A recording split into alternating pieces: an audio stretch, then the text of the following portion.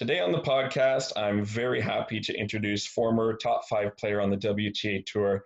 She was an Aussie Open semi-finalist in singles, three times a doubles finalist at the Slams, and incredibly enough, winner of all four majors in mixed doubles. In retirement, she's been keeping busy and now has her own podcast that she'll tell us about, no doubt. Daniela Hantuchova, thank you so much for joining us today. Yeah, thanks for having me. I have to say it's so nice and so much more relaxing to be once again on the other side of the camera and not having to worry about what kind of questions I'm going to ask. I'll bet it is. And here I was feeling nervous because I almost got the time wrong for what time we were supposed to interview between here and Slovakia. So I'm glad it all worked out. So I should say, first off, welcome to the podcast world because you are somewhat new at this. So why don't you tell our listeners a bit about the Real DNA podcast and what you're hoping to accomplish with that? Thank you so much. As you said, I'm glad to be part of your world as well, and just seeing how much people enjoy the human interaction between former colleagues, coaches, other experts. The podcast has been on my mind for quite a long time, but because I got so busy with my TV career, didn't really have time to really focus. So we were at the, like, okay, let's go for it, because I felt like it was the right time to do it. But I can relate to you, and it's not easy to do these kind of things when we are distanced from our guests, and also having to worry about so many technical aspects. It wasn't easy at the beginning, so I'm glad I got through that part already. It must definitely help you in terms of getting your guests that you can just go through your contact list on your phone of former players and doubles partners and tennis personalities. We've got to work a little bit harder to get our guests, but I would imagine you've got quite a few that you can go to for your podcast.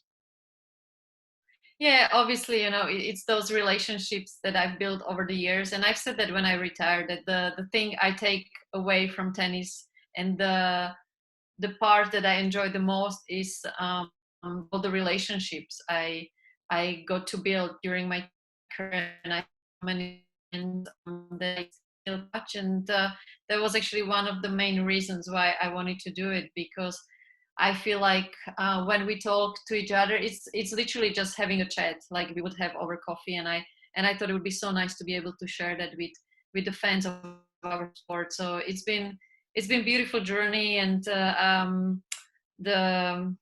the conversations we've been having were quite deep. So that's where I really enjoy it, when I'm able to bring the fans something maybe different about the players.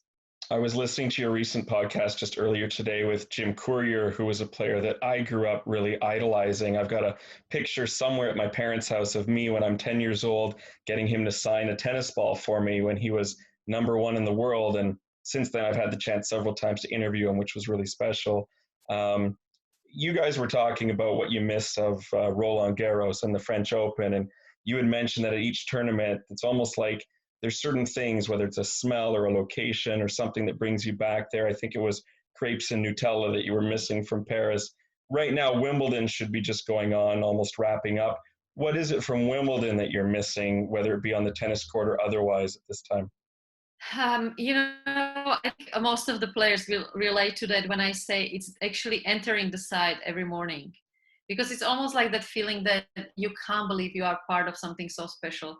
There is such an incredible energy around the tournament, and whenever you enter the gates in the mornings, there are still no fans. You come there for your early morning practice sessions, or the last 2 years to getting ready for my studio work, and it's just so quiet. Everyone's just having coffee and getting ready for the day, and you have the time to appreciate and stop for a second and realize you are part of history, and it's a huge privilege to be part of the tournament in any way, whether it's commentating, whether it's playing, coaching, staff members. I mean, I think every single person is very aware of the fact that every year we witness something very special there.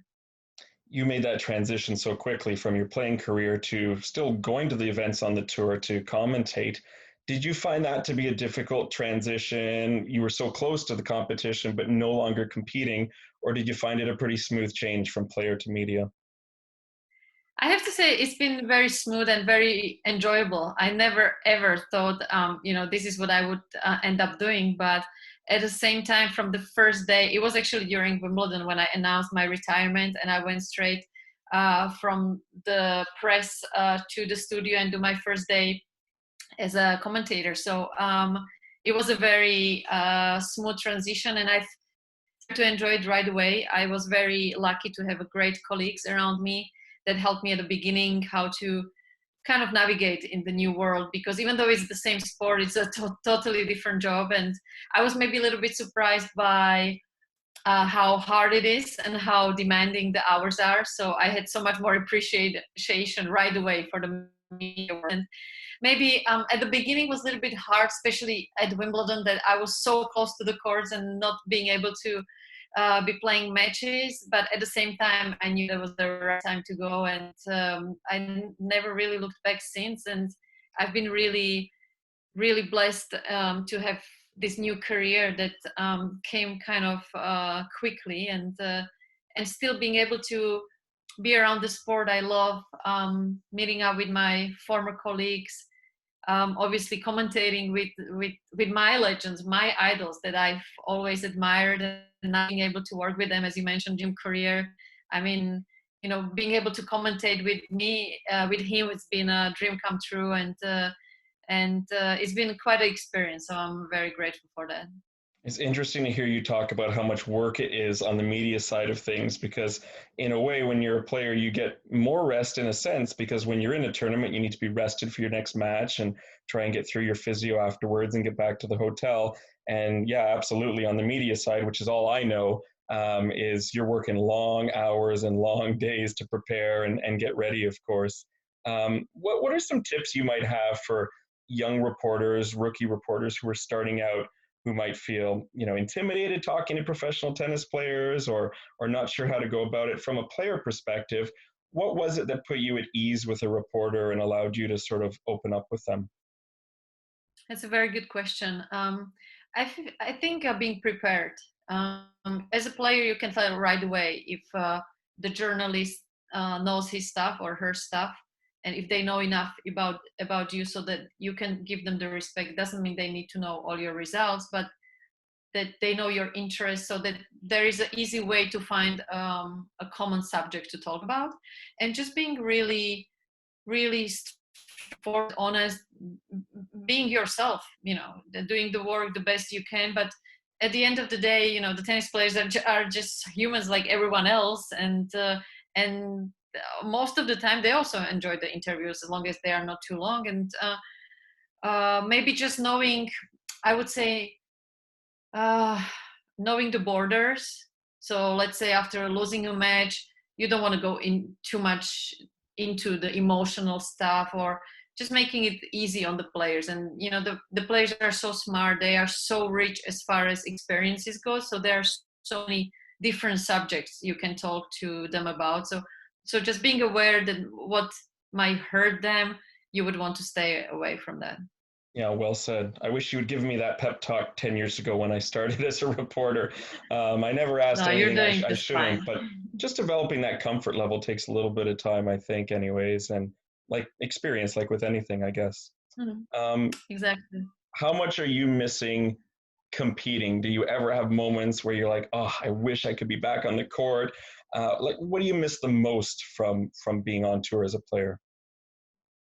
I have to say, I don't really miss much. As I said at the beginning, I'm just so happy with everything that happened to me during my career. I felt like it was the right time to stop, and yeah, I'm super happy with my new life afterwards. That honestly, there's not much I really miss. Yes, maybe sometimes the competition, and when we are just about to have, normally this would be almost the final 2 days of Wimbledon. Of course, those kind of that adrenaline, being on the court and playing those big matches in front of huge crowds.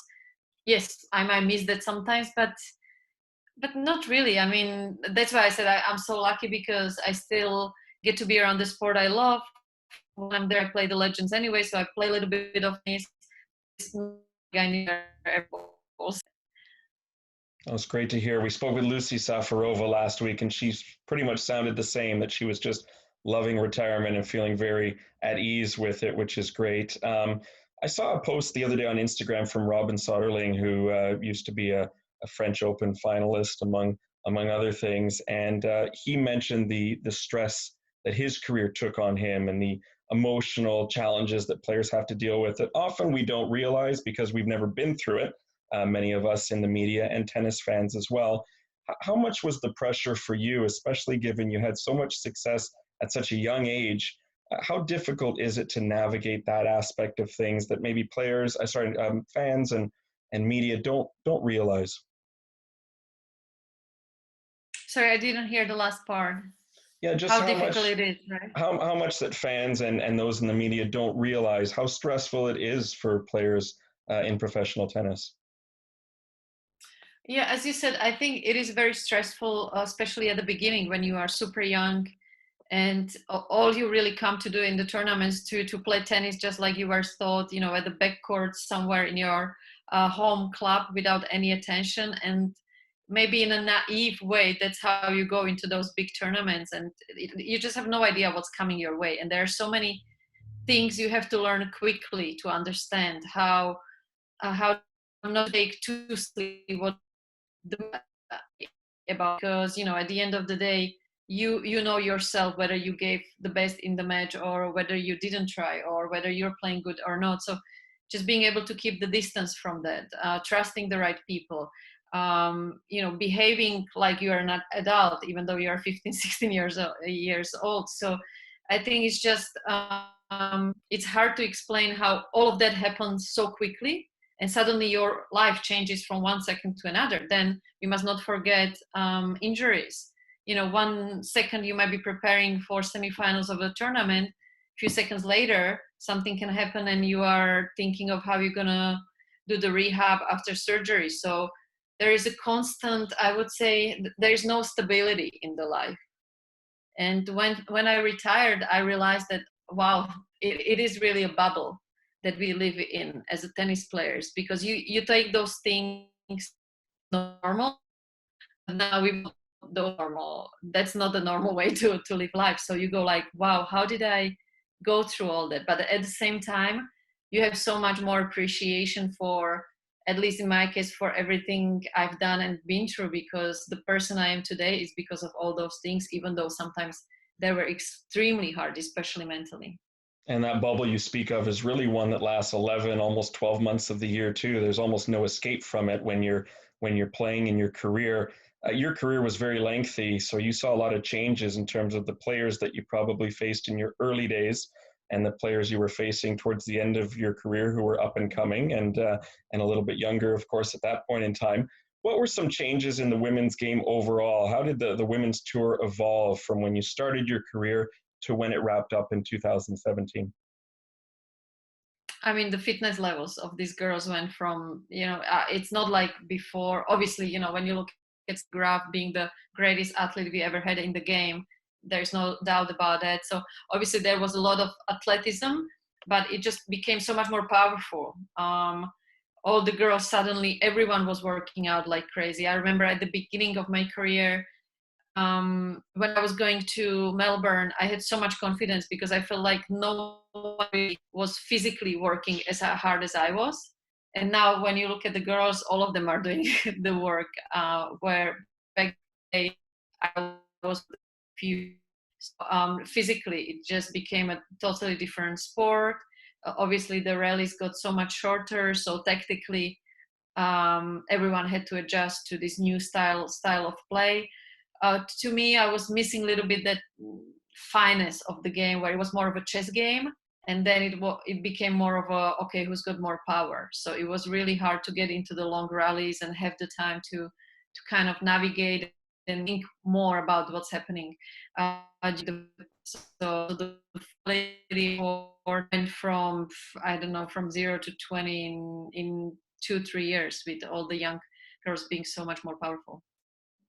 I can ask you a couple more questions before we wrap up here. And since we are a Canadian podcast, I have to ask you about memories in Canada, whether it was playing the Rogers Cup in Montreal or Toronto. Was there any particular year that stood out to you, or just Canadian memories with the fans or the locations that stick out in your mind when you think about things over here?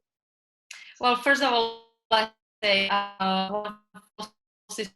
and they are the folks I always stay with during Indian Wells, are from Canada. So I know so much about your country and have so much appreciation for you guys, because I don't know what it is, but I love being with you guys, because I don't know, it's just very similar way of the way here, but we are torn parts of the world. So I've been always very close to the Canadians, even from the junior times. And yeah, the memories of playing in Canada has been always great. I think one of my first junior tournaments was in Canada as well, and then obviously playing the Rogers Cup.